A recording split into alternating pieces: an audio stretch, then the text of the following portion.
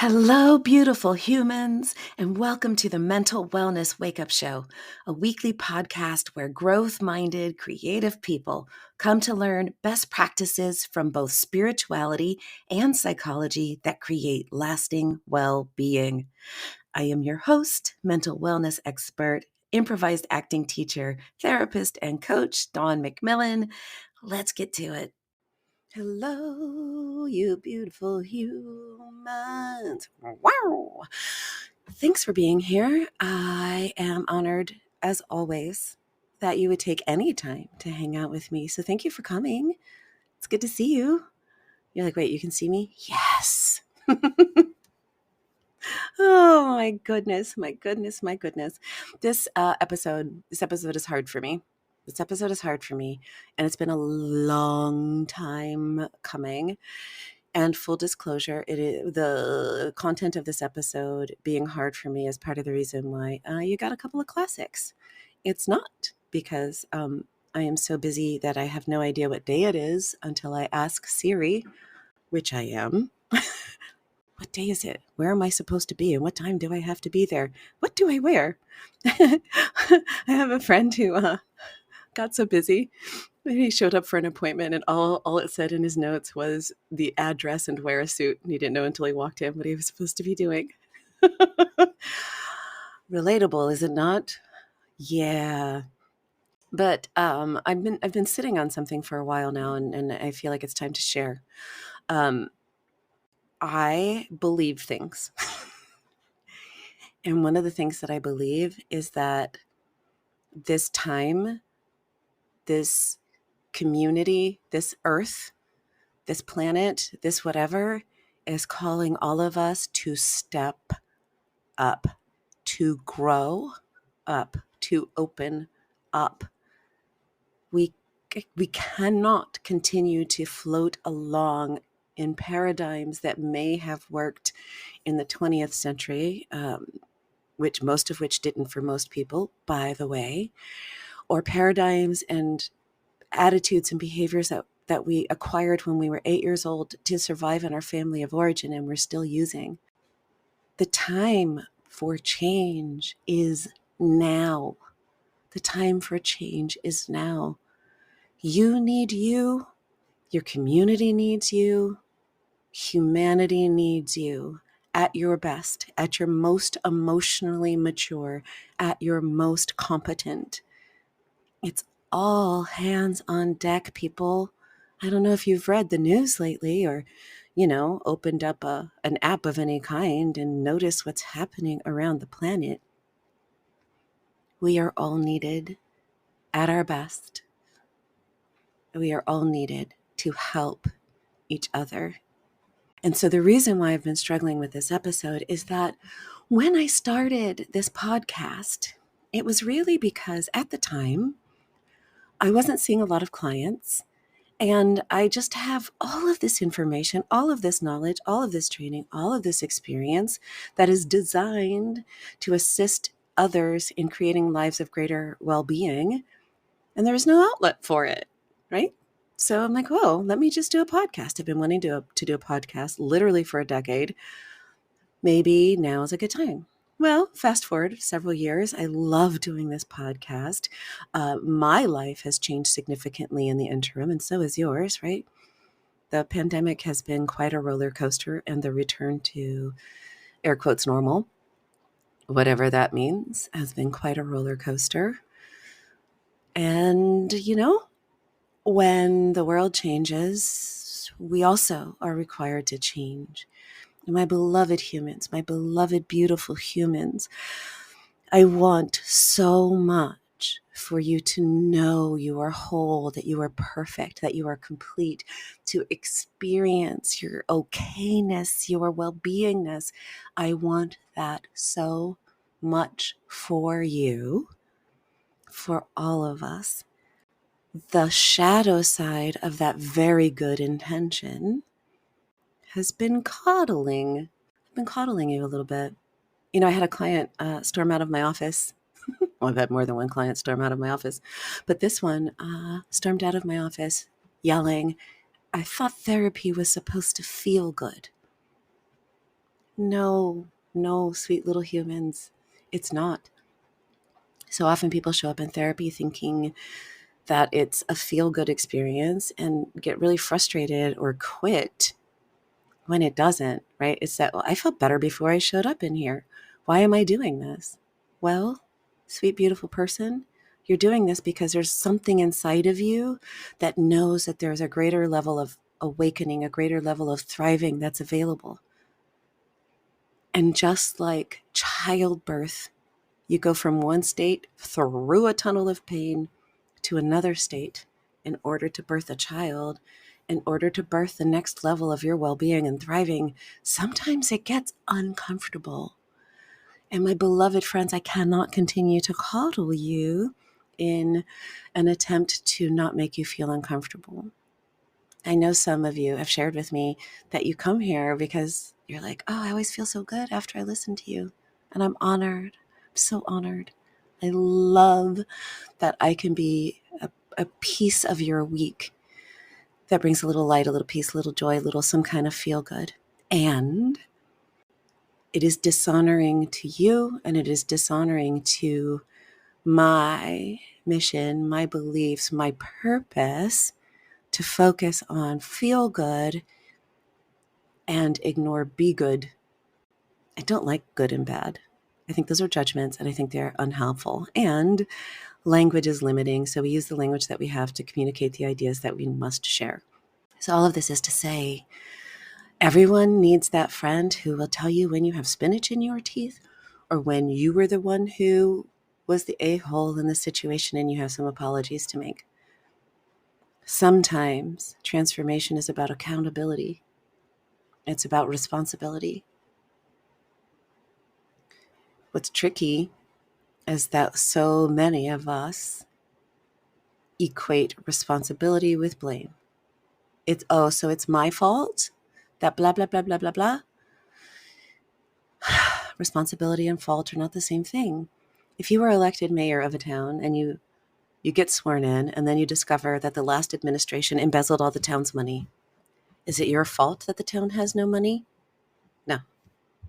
Is it your responsibility to fix it? Heck yeah, it's your responsibility. So what's tricky about the internal world is that you are both the prior administration and this administration. So you're the embezzler and the person who has to fix it. But there's a saying that if you knew better, you could do better. You aren't the person you were yesterday. The person yesterday made some choices. Okay, forgive her, forgive him, them. They did what they could with what they had yesterday. This is today. So are you responsible for the choices that yesterday you made? Yeah. Yesterday you stayed up binging Netflix till 4:00 in the morning. So is it today's you fault that you're tired? No. Is it today's you responsibility to figure out how to make it through the day functionally? Yeah. Yeah. So what is all this about? This is about me forgetting to turn off my phone. Let's talk about responsibility for suffering. Take a big, deep breath. Ready? If our suffering is caused by the thoughts that we believe, what are we supposed to do with that? Great question. Great question. The answer is hold on to every thought that you have so loosely. In acceptance and commitment therapy, we talk a lot about fusing with our thoughts. We think that we're the voice inside our head. We think that's us. We think it's real. We think it's true. We think it's important.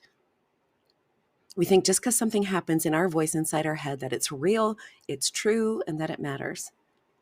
And then we grip onto that thought and we ride it like it's the train to nirvana. I don't like that. I don't like that. Okay, that's just a thought. I don't like that. 4 words. And you believe that. And so all of these bodily sensations come along. Now you're in suffering. You're suffering because you have the thought, I don't like that. And you believe that. The subtext of that thought is, I don't like that. It shouldn't be that way. I shouldn't have to put up with things that I don't like. And now I'm mad. Dawn, are you saying we should never be mad? I'm not saying never about anything. Are you saying that we're not allowed to like or dislike things? No. I'm just pointing out that if you make I like, I don't like, should and shouldn't, cognitive distortions, by the way, it's either this way or that way, real, important, and meaningful, and you attach to those thoughts, your reward is some form of suffering or unhappiness. Most of our suffering is caused by the thoughts that we believe. I look fat in these jeans, and fat means ugly and horrible, and you're not allowed to be ugly and horrible because if you're ugly and horrible, you're worthless. Okay, now you're suffering. But it's true. Is it though? Is it though? It's true. It's just another thought that you've chosen to believe. So if our suffering is caused by the thoughts that we believe, what are you supposed to do with your thoughts? Well, my beloved friends, this is where the Buddhist technology was right all along. You observe them. Feelings, emotions are simply thought, words and pictures in our heads, accompanied by bodily sensations. Yeah. And they mean as much as you, the being, decide that they mean. So, a thought comes along. I really don't deserve this promotion, and someday they're going to find out that I'm really incompetent, aka imposter syndrome. What do we do about it? First of all, answer number one is be very careful about what thoughts you believe. You don't have to believe stuff. What? You don't. You don't. You don't have to believe stuff. It's okay to have hold on to that very, very lightly. You're wrong about a bunch of stuff. I mean, it's inevitable. We're all wrong about things. Wrong, air quotes. There is science, for example. The whole premise of science is to continue to refine prior theories until you figure out something that to get closer and closer approximations to the truth. So, maybe you thought that Jimi Hendrix was saying, "Excuse me while I kiss this guy." And now he's saying, "Excuse me while I kiss the sky." Okay, so you believed that. You found out it wasn't true. Now you believe something else. Beliefs change. And if that's not an argument for taking them a little less seriously, I don't know what is. So answer number one, if our suffering is caused by the thoughts that we believe, what do we do with our thoughts? Hold them very, very gently. Hold your beliefs very, very gently, lightly, without attaching to them. So I'm not supposed to care. There's a difference between detachment and unattachment. Detachment is, I'm just going to hold it lightly like a butterfly in my hand. Unattached is, I don't care. I'm just not going to pay attention to anything. I'm going to wall myself off. So we're holding our thoughts lightly. Number two is, pay attention to what is actually happening. What's the evidence? What's the evidence? People keep telling me that I'm pretty. I don't know. So the evidence would just suggest that according to your current culture, you are pretty. I don't know. Pay attention to what is actually happening. We tend to pay more attention to our own thoughts and our beliefs than to the experience that we are having. And when we do pay attention to the experiences that we are having, we interpret them through the thoughts that we already have. We use biased reasoning. If I think I'm ugly, then I'm going to interpret every time someone looks at me longer than I think they should, that they're judging me for being ugly. So we want to get curious about what is happening. What is the evidence? Is it true? And I do that a lot with clients. What's the evidence and is it true? Is it true? Pay attention to the clearly observable facts, less than the judgments you are making. And then number three, does what you believe help you create a rich, meaningful, fulfilling life? Then let it guide you. If the thought that you're believing is creating suffering and struggle, then maybe consider revising it. So much of our suffering is created by believing our thoughts. Number one, don't believe so much. Suspect, hypothesize, but don't grip on it and believe it that this is how things are, or this is how things should be. Number two, attend to the evidence. What's the evidence? And acknowledge that you will notice more what you're looking for. So pay attention to clearly observable facts and consider if they continue to support whatever belief it is that you are having. And I challenge you to try to prove your beliefs wrong. Look for evidence, make a case against your own belief, and then make a case for your belief. But first, make a really good case against your own belief. See how it stands up. And then lastly, does your belief create more joy, more peace, more fulfillment, more happiness, more connection, more of all the things that you care about? Then yeah, keep it for now, unless you have a good reason to let it go. Okay. We have to grow up, everybody. And sometimes it doesn't feel good. And sometimes it means that we have to hold ourselves accountable, but without beating ourselves up. Don't beat yourself up. It doesn't work. What you didn't know 5 minutes ago was 5 minutes ago. It's over. It's done. It's already happened. No need to beat yourself up. Hold your beliefs lightly. Check on the evidence. Look for information that disconfirms your own beliefs so you can update your prayers. And does this belief help you create a life that is in alignment with your values and your fulfillment? Then keep going. All right, guys. So if you're still listening, thank you. I adore you. I'm so grateful that you are here. And I really respect your willingness to grow. Not everyone is willing to grow. And it is my belief, which I am holding lightly, that the time is now. The time is now for us to step into the greatest version of ourselves we can imagine, and then more. Because look, here's what's real. And I believe this down into my bones.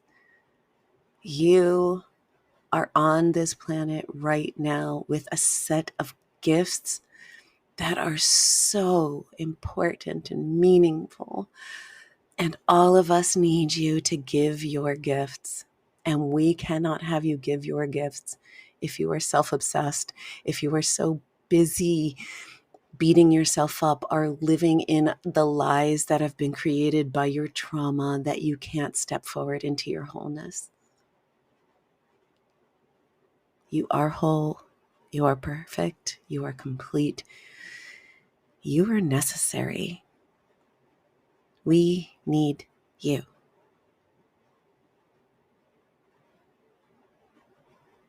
So be you. Until next time. I am so honored that you share time with me. If you've listened this far, then something here was of value to you. Would you please be a friend of the podcast and share it with at least one other person? The podcast is available on most platforms, including YouTube, and I need your help to get the word out. So please like, subscribe, and share, and a 5-star review on iTunes would be chef's kiss. Thank you so much. See you next time.